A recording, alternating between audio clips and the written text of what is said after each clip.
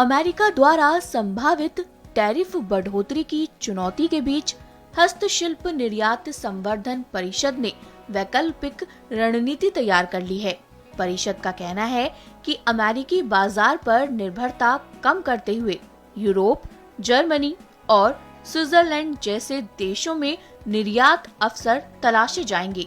बता दें कि हस्तशिल्प उद्योग से जुड़े लाखों कारीगरों की आजीविका को सुरक्षित रखने के लिए यह रणनीति अहम मानी जा रही है। देखिए, अमेरिका की मार्केट हमारे लिए बहुत ही इम्पोर्टेंट है, लेकिन देश का सम्मान और स्वाभिमान उससे भी ज्यादा इम्पोर्टेंट है। हम लोगों ने एक बात का पूरा एनालिसिस किया है, जिसके जरिए हमारे देश से जो $3.4 बिलियन का एक्सपोर्ट टोटल होता है, उसमें से लगभग $1 बिलियन का एक्सपोर्ट हैंडीक्राफ्ट का यूएसए अकेले को है। बहुत बड़ी मार्केट है।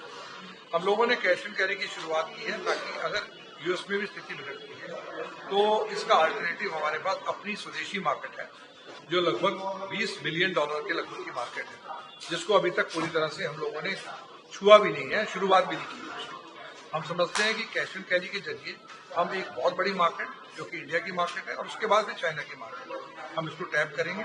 इसके अतिरिक्त 40 और दूसरे देश हैं जिनमें इसको डाइवर्सिफाई करेंगे।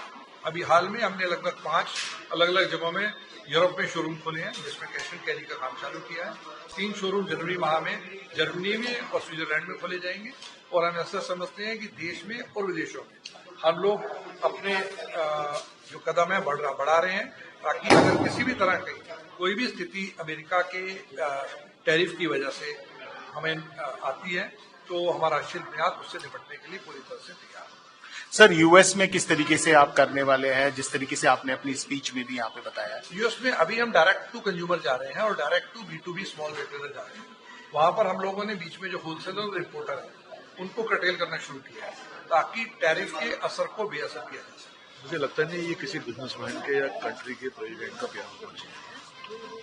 जब आप किसी इतने इम्पोर्टेंट पद पे पहुंचे, उसके बाद अपने आप को, इंसान को अपने शब्दों पे ध्यान देना चाहिए। मुझे ऐसा लगता है कि शायद कुछ संकल्प अमेरिका के राष्ट्रपति जी का खराब हो चुका है। इस तरीके से मनमानी मना करके काम कराना ये शोभा नहीं देता।